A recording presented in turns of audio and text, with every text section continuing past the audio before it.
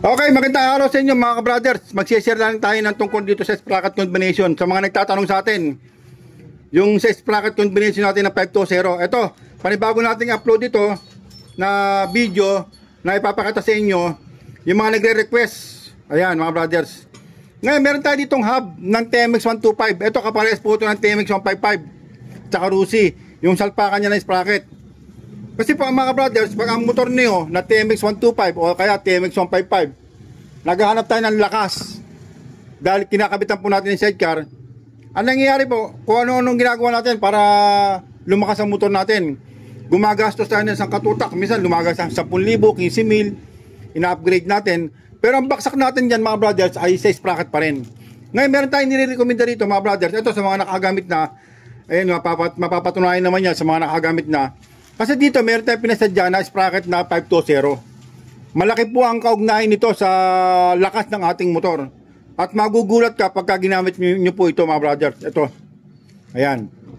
Ngayon, meron po dito mga ka-brothers na sprocket na 38 teeth. Eh, no? Pan TMX 155 po ito at saka TMX 125. Parehas po yan, tsaka Rusi. Ayan o, 38. Eksakto yan. Ito yung 428. Ito yung standard. Pero pag ito po gagamitin nyo sa inyong motor na may sidecar at lalo na kargahan, pampasada, mabibigat ang laman at minsan may pahirapan pa sa paakyatan, mahirapan po makina nyo mga brothers. Ngayon ang ating solusyon dyan, ito ngayon dito na pumapasok itong ating 520 na 38 teeth. Ayan o, kung mapapansin nyo po, ito 38 teeth na 428. Ngayon ito 38 teeth na 520. Ayun no. Eksakto yan mga brothers kasi ito pasadya po ito no. Ngayon, ang laki po ng pagkakaiba niyan. Ayan. Kung itong 428 na to na 38 gagamitin niyo po sa may sidecar, mahirapan po ang motor nyo. Anong gagawin nyo? Naghahanap ngayon kayo ng lakas, gumagastos kayo ng malaki. Kung ano-ano pong ginagawa natin para lumakas ang motor natin. Dito lang tayo mag-focus sa sprocket combination kasi kahit anong gawin mo sa makina mo, gumastos ka ng sa katutak dyan, lakihan mo pa ng gastos dyan, dito pa rin ang baksak natin sa sprocket combination. Dito natin pumapasok yung ating 520 ng Mariano Brothers. Ano? Ito 38 teeth ano. Meron din tayong 36. Ito 36 po ito. Ayan 36 teeth mga brothers oh. Sakto din po yan mga brothers. Pero malaki pa rin po yan kahit kuya alin pa sa 38 oh. Kaya nga po sa mga bumibili sa atin sa Shopee natin, nagtatanong sila kung magandang combination. Ang ibinibigay ko po 12. Ito, 12. 12 po ito. Na 520, no? At saka 36. Ayan, ito 36. Ang lakas po ito, mamaw. Ayan, mamaw po yan. Ito, eksakto po ito sa ating shafting. Kasi ito, pasadya natin to. Ito yung output shaft ng TMX. Ito. Ayan, eksakto yan, no? Ayan. Ngayon, pag may clearance po, mga brothers, yung clearance, kasi minsan nangyari, di ba? Ang alam sa motor, ang nangyari, ba't daw gumagalaw? Normal lang yun mga brothers kasi yung ating fixing plate, hindi naman po eksakto yan. May play yan, di ba? Nakita nyo? Yung clear, yung ano nito, yung kapal niya at saka yung kapal ng groove, magkaiba, mas maluwag po yung groove. Ayan o. Kaya yan po ang magiging plane yan. Pagka nakasalpak na, ayan o. Ang importante ito, mga brothers, o. O, ayan o, tingnan nyo. Ayan.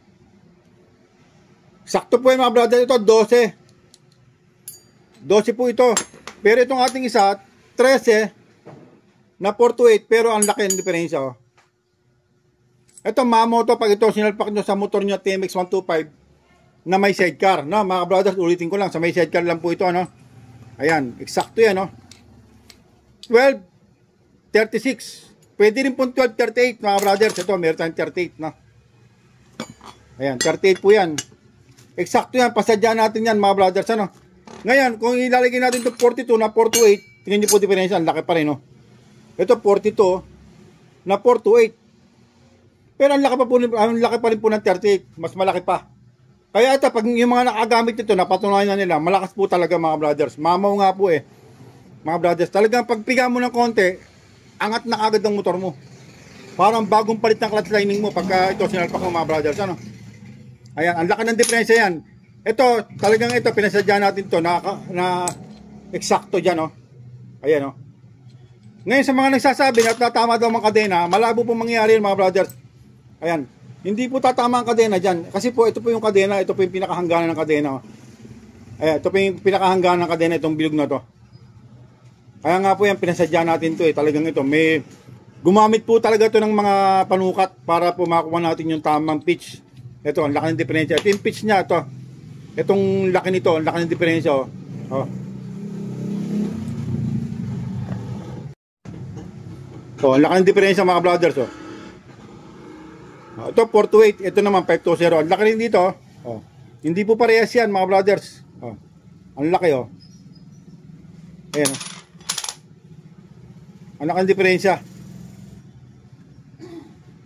Ito malakas po ito mga brothers sa mga nakagamit na ito, napatunayan na nito. 12. Ito 12 36. Ayan. O kaya naman po 1238 mga brothers. Ito pang TMX 155, TMX 125 at saka Rusi. Yeah, pwede yan mga brothers. Pamalakasan po ito sa may mga sidecar. Hindi nyo na kailangan hindi nyo na kailangan ng gumasos ng malaki para lang lumakas ang motor nyo. Dito lang tayo mag-focus sa sprocket combination. No, ito 520, ulitin ko lang Ngayon, sa mga nagtatanong, pwede naman daw laki ng ganito kalaki na 428. Sinubukan na po yan ng ating mga subscriber. Gumamit sila ng 1348. Pero nung gumamit sila ng 1238 na 520, ikinumpara nila sa 1348 na 428. Iba pa rin po ang nito, ang performance. Talaga magugulat ka. Makikita nyo po yan sa mga vlog ko, sa mga comment section na nagpapasa sila ng mga video o kaya ng picture na talagang nagulat sila sa lakas. Ayan.